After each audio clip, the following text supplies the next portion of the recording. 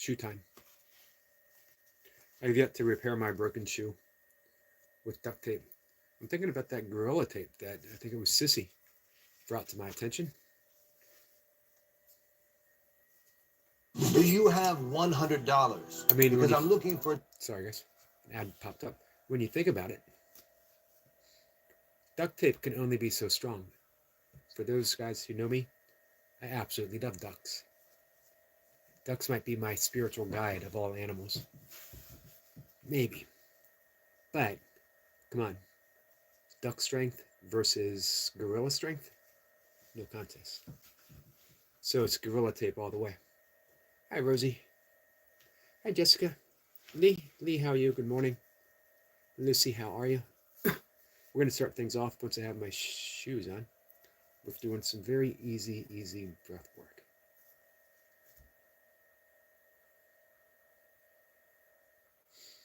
Lucy says, unicorns, unicorn vibes, and spiritual guides. Can't go wrong with unicorn vibes, that's for sure. My glasses on. Is it my glasses that are crooked? Or is it my head that's crooked? Probably my head, to be fair. What can you do, man? Genetics. GC says, my spiritual guide. Lee says, hi, everyone. I'm okay. I'm glad you're okay, Lee. Lee, how'd you sleep last night? So, some of you guys have come in when we started off with some pretty serious breath work. Something's definitely crooked. Some pretty serious breath work, which is good because it grabs your attention. You get to experience firsthand the effects of breath work, and you become hooked. You know that this is a valuable tool to help us navigate life. It can bring us a sense of ease, a sense of comfort. It reduces stress, anxiety. It's a return home. But those more extensive breath practices, they don't have to be the entire basis of what we do. Uh, we don't always need this great transformative process. That sometimes, probably most of the time, we just need to breathe nicely and easily. Hi, Anna.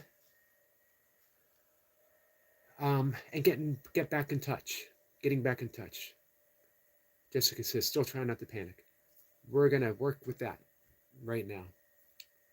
Oh, hi, Kat. Good morning to you. I'm glad you're here, Kat. Um, Sometimes we just need to get in touch again with our breath and bring to it a quiet awareness that allows us to settle down, to settle back down. There's so much. Hi, Shirley. That needs both my hands right now.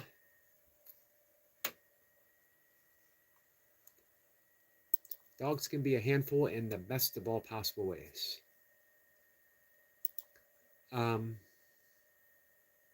So let's return home. Let's return home together, guys. We're going to do easy breathing, leading into what's called the full yogic breath. We've done all of this before, and we're going to use the sound of the ocean, ujjayi breath. Ha. I think everyone here knows how to make that sound. It's just a gentle snore. Picture a miniaturized Darth Vader residing in your throat. Remember how Darth Vader sounded? We're going to sound like Darth Vader without the menacing attitude. We're going to enjoy the sound of the ocean that we're producing. We're actually going to listen to it. And what I would like you to do, for those who are going to participate, is close your eyes. And if you want to start off, you can put one hand on your chest and one hand on your belly. We're going to do the easy yogic breath. And the way we do that is to just come into awareness that as we breathe in through the nose, The stomach very gently expands, extends, and that as we breathe out, the stomach gently falls back. The belly rises and the belly falls. We have our hand on the chest, so we can feel that the chest is barely moving, if it's moving at all. We have our hand on our belly, so we can feel that gentle rhythm of the belly rising and falling. And once you have that feeling, if you want, go ahead and drop your hands. Let that natural rhythm take over. Just bring a clear awareness to the breath. Breathing in through the nose, the belly rises, and breathing out, the belly falls. In, out. You can drop your hands if you want to, or you can enjoy having that steadiness of the hand on the chest, one on the belly.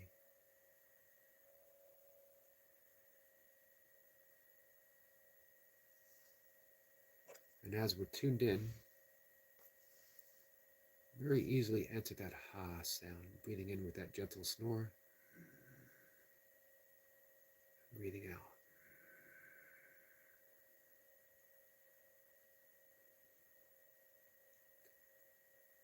Picture those gentle waves, the ocean,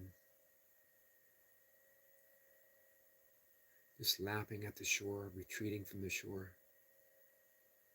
Everything in nature having its own rhythm, perfect, tuned in, listening to that sound of the ocean.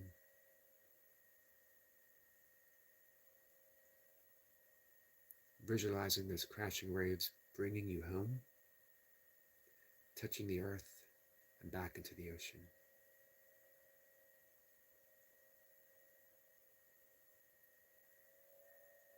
Checking in with your breath, belly's rising and falling.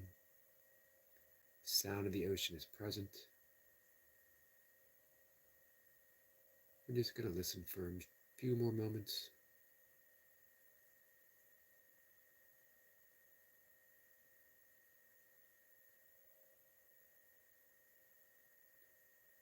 Keep listening to that ha sound.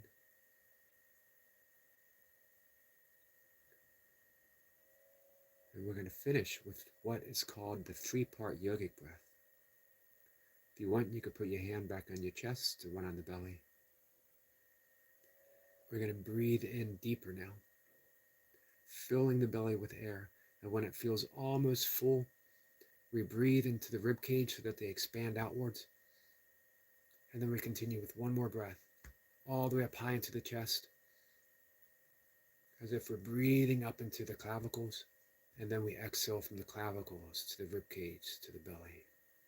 So we breathe in, filling the belly, into the rib cage, up into the chest.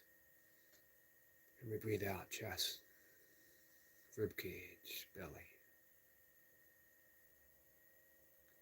Breathing in, filling the belly, expanding the rib cage, up into the chest.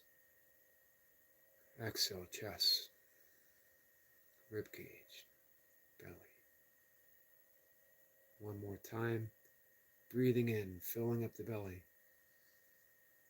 expanding the rib cage, high into the chest. Every part of the lung, breathing out, chest, rib cage, belly. I'm going to take a couple more conscious breaths. This time we're going to breathe in high up. We're going to sip in air. We're going to sigh through an open mouth, lips pursed, making a whoosh sound. Breathing in, filling the belly.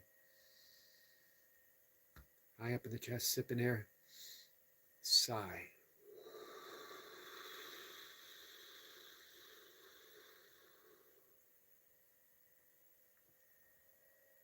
Then just sit here for a moment. Relaxed. At ease. We're going to take another breath.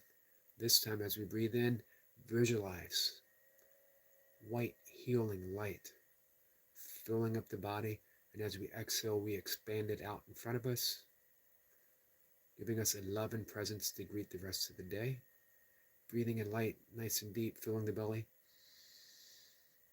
Sipping air, filled with light, and we extend it to each other.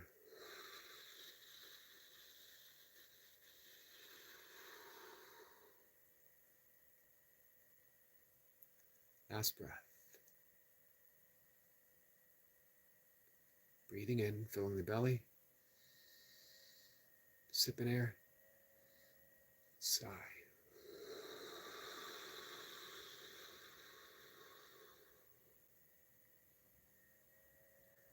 Bring a gentle smile to your lips.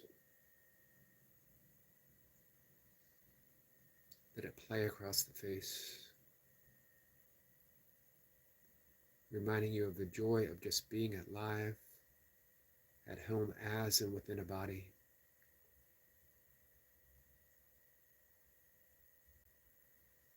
At peace, at home.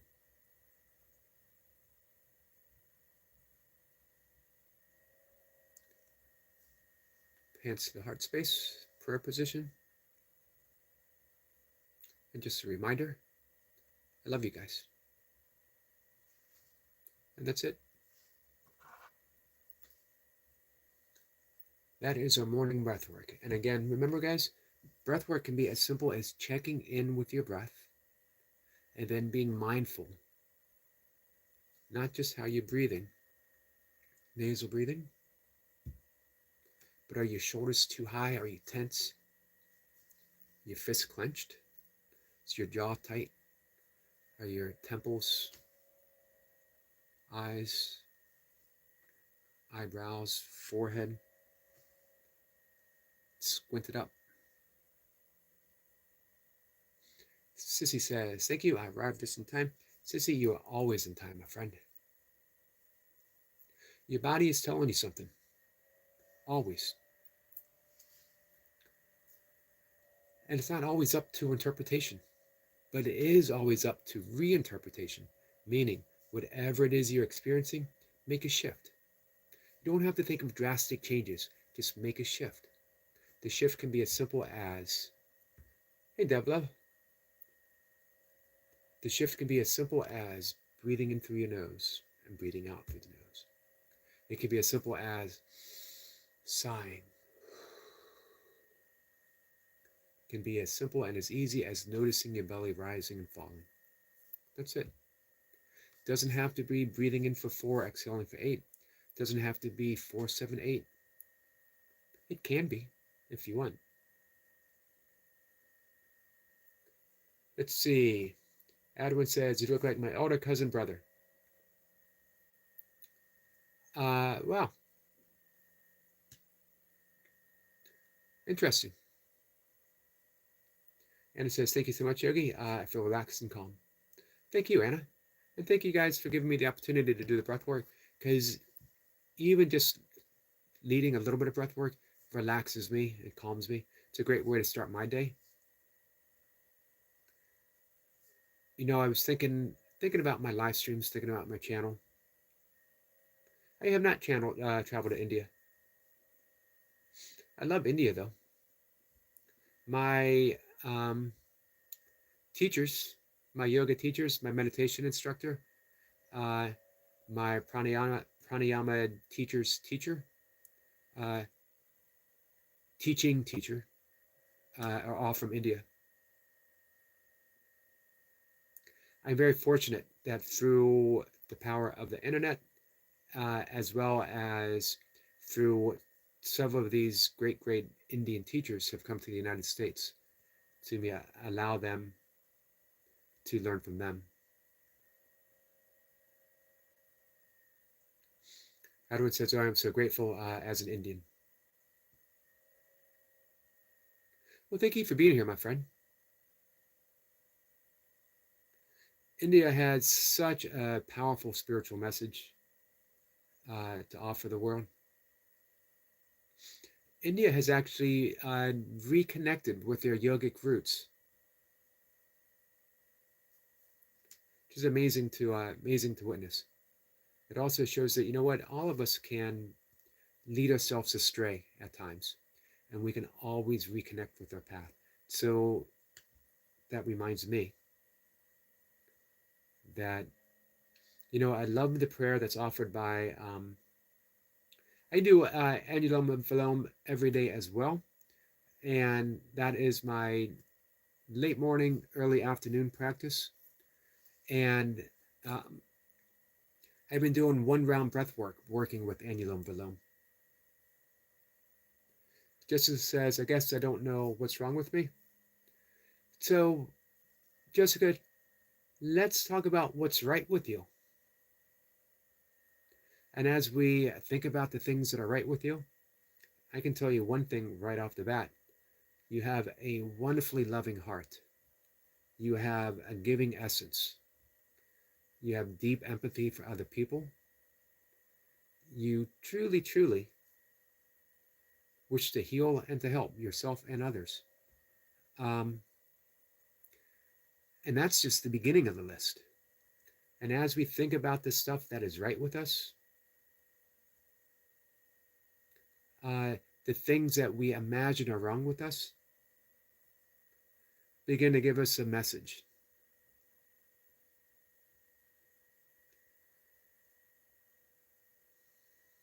Let's see. Um,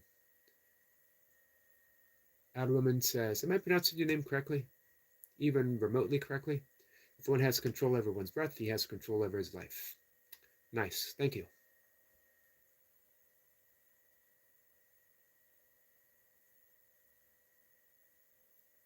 Yes, I can. Oh, can I do them here now? No, I don't have the space. I did my first asana session at 3 o'clock this morning. It's about a 20 to 30 minute asana routine. I do my breath work. I do breath of fire when I first wake up. Then my first asana is siddhasana, sitting in the easy pose as I meditate, anywhere from 20 to 30 minutes. And then I'm downstairs feeding my cats. And then I do my yoga asana routine as my coffee water is on a very low heat. I want it to take about 20 to 25 minutes to remind me uh, to finish things up. And then I write. I consider writing part of my yoga, the yoga of writing. Everything's yoga. In essence, everything is yoga. Edward says, you seem so calm and, Edwin, sorry, composed, maybe because of your meditation practice.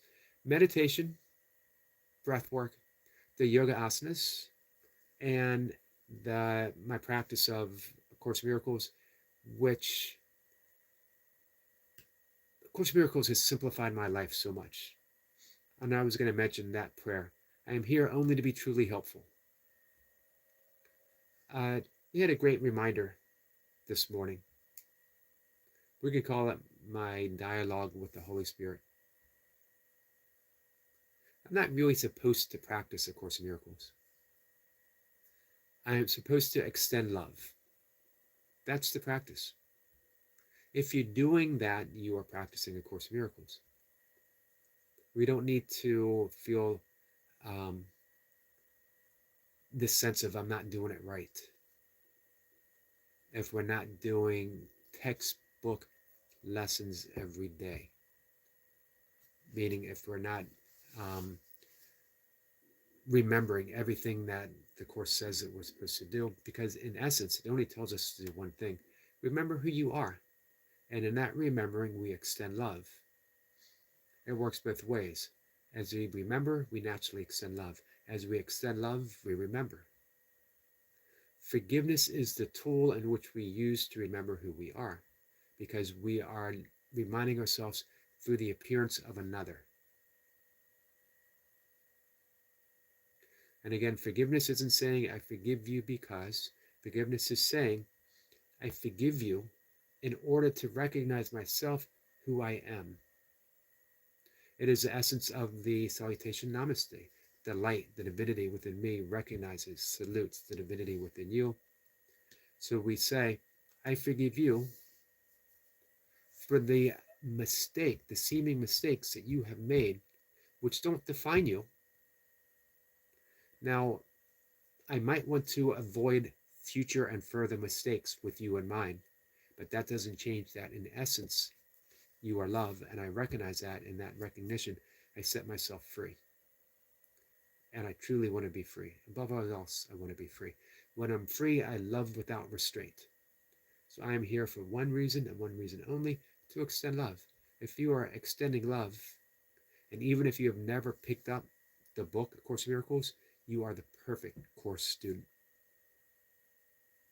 I'd like to send that as a reminder to a beautiful, beautiful friend of mine, beautiful person in my life. When I use the word friend, I mean it in the deepest, most loving sense. It's beyond the surface of the word friend.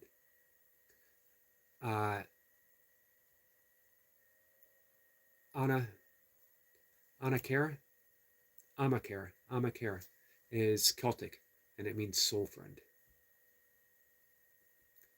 That in your loving presence, I see the course displayed without you having to do anything other than to be your true self. And I absolutely love it, and I absolutely love you. I don't know if that person's listening, but I'm putting it out there. Hey guys, good morning. Tell you something about karma, my perspective. Well, karma meaning action. And in this life, it's inescapable. That in every single action, and everything's an action. A thought is an action.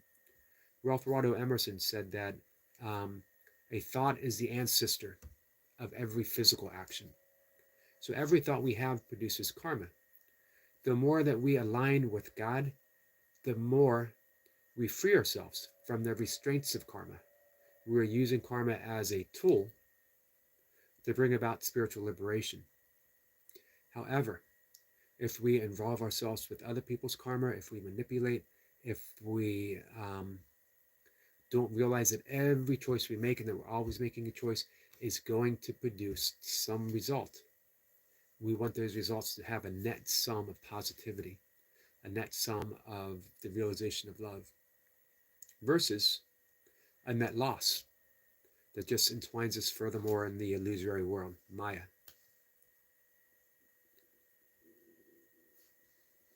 I'm going to go out and take my walk in just a minute. Good morning, guys. Thanks for being here, my friend.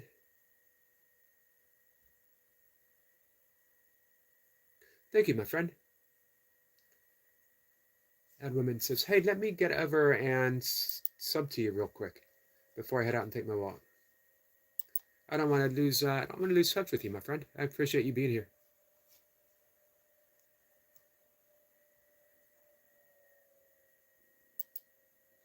Hey, I love your video of you doing squats. I think our friend Anna will appreciate that. Weighted squats.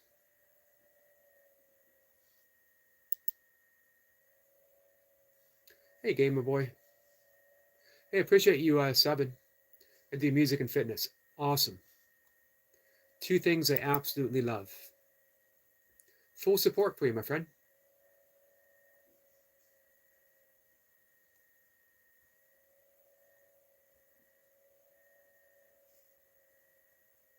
I think they'll change back the names.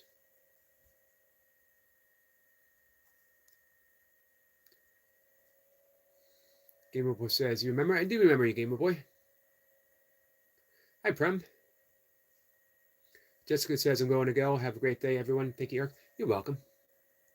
Edwin says, thank you so much, Eric. Same here. Appreciate that, my friend.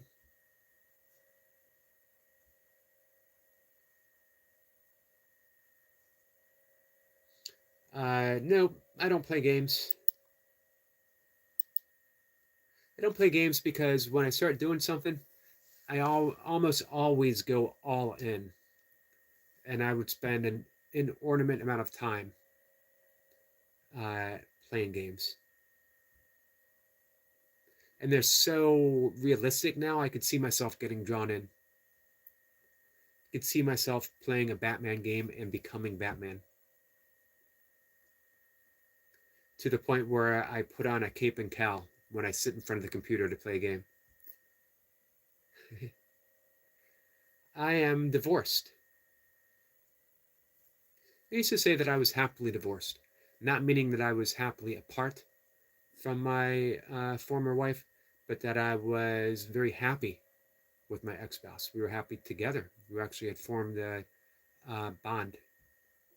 But that has changed, I guess, the past 5, 6 months or so. And although there's still a connection, there is a sense of, um, I don't know, completeness that what we had to offer has now come to an end. And maybe that is the message all along. Lego Batman. That would be me. Lego Batman. I play Tomb Raider in real life. Do you put on your Tomb Raider? For some reason, I'm thinking Indiana Jones. Oh, you do play Tomb Raider in real life. You're out there. You're getting it done. Gaz is a living video game. He's out there, like I said, getting it done.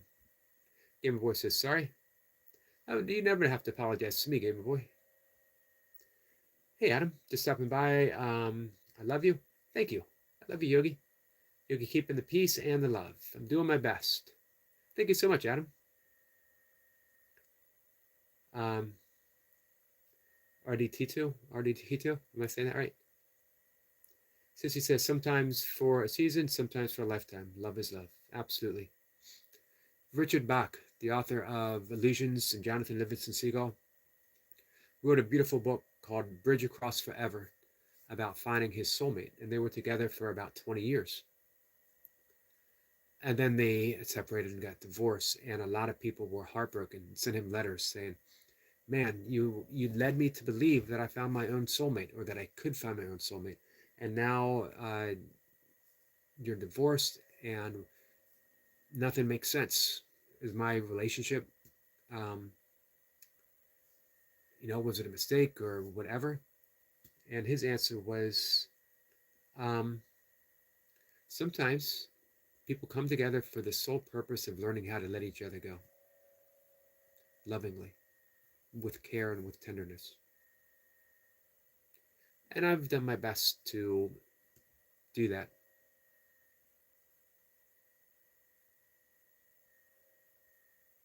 In regards to that person, I have let them go with zero expectations, asking nothing. I've offered them nothing but love. In regard to myself, have been able to do that without any self blame, without any sense of not being enough. That I made too many mistakes. I was too seemingly withdrawn, too solitary. I haven't reached that point yet. I'm getting there. I'm healing.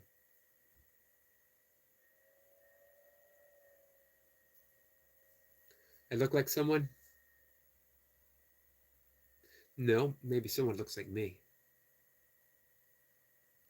Sissy says to learn how to love and be loved correctly. I think so. If we think of love without restriction, love without conditions, then is divorce or separation? It's a condition. It's not the end of love. It's not even a restriction in love. It doesn't have to be a restriction if we view it as so. It's a creative opportunity to creatively love. As is YouTube and everything that happens on YouTube and every single live stream. You got an opportunity. All right, guys, I'm going to head out and take my walk. How love ends. Love doesn't really end. It's an impossibility for love to end. Relationships end, sort of. The form of a relationship changes, would be a better way of saying it. If we restrict that change, if we make a demand on how that change should be expressed, then we're going to suffer. And guess what? We're going to suffer because we all want it to be, at least in the beginning, we all want it to be a certain way. But as Sissy says, guess what? What an opportunity to learn. Wonderful book, Jerry Jambrowski, student and teacher of A Course in Miracles, wrote a book, brought the Course to a greater audience way back in 1980, I think. Love is letting go of fear. If you're feeling fear, it's a sense of restriction. And if you're restricted, it's based in fear. And it's there as a teaching mechanism. If you're experiencing fear, it means choose love. Simple. Oh, it's possible. Love is who we are. And if love is who we are, then the simplicity of just being shows us that love is always possible. We all get there in time. I don't know when that time will be for you. However, I hope it's gentle. I hope it arrives gently in your life.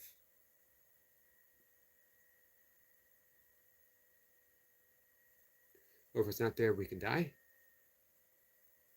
What if love is our eternal presence and doesn't die? The thing is, we can always think otherwise. And that leads us to a life where we believe that we have to quantify and qualify love. Put it in little packages. I love this, this, this, but I don't love that, that, that. I love this person and that person, but I don't love these people. Now we've created these little pockets, little packets, and we navigate through life with that sense of boundary. Which is a choice we actually make. But we can also make another choice. What if we viewed ourselves as not a body? And if we aren't a body, then what is it that animates the body? And whatever animates the body has to be love. It also has to be eternal because it has to be present before the body was.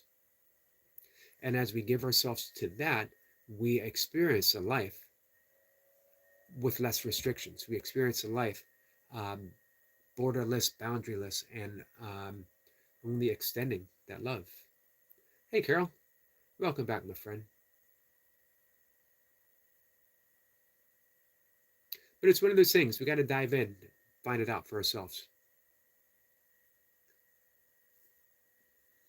Sissy says, it seems like marriage as we know it is almost transactional. I agree, if not completely so. So maybe the entire purpose of marriage is to transcend the transactionality of it. So we can allow it to limit us or we can allow it to expand us. Children come into this world full of love. They certainly do. Edward says, I'm getting a massive positive energy from you, sir. Well, thank you.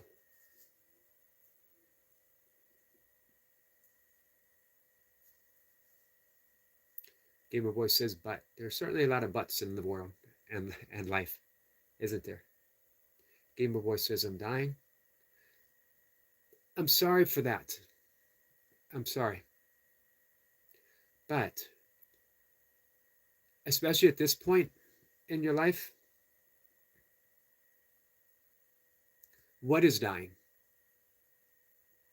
If you are aware that something is dying, then trace it back to that awareness.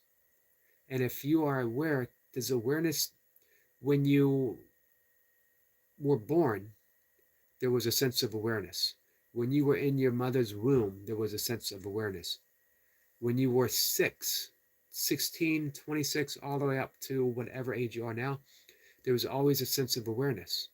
That which you were aware of was always and ever changing. Your body, your thoughts, your experiences.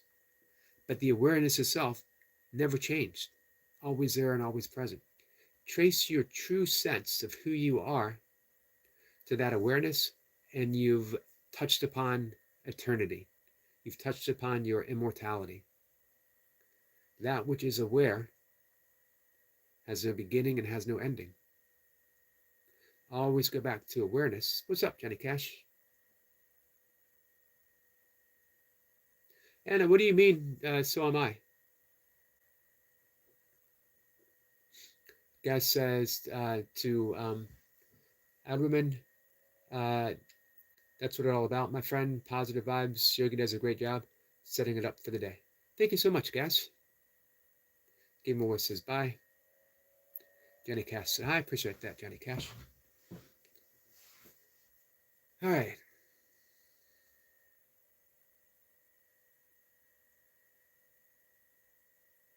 I'm going to head out and take a walk. Yesterday I had a wonderful time with one of my beaver friends, literally posing for me. If I could have like set it up and asked the beaver, hey, can you do some stuff? Can you make me smile? Can you make me laugh? I could not have had a more agreeable beaver than this one. Anna says, good morning to Johnny, and thank you so much, Yogi. Thank you so much, Anna. Guys, I'll be back 1:25 or 1 o'clock. Thanks for the beaver love, Anna. I love you guys. Take care.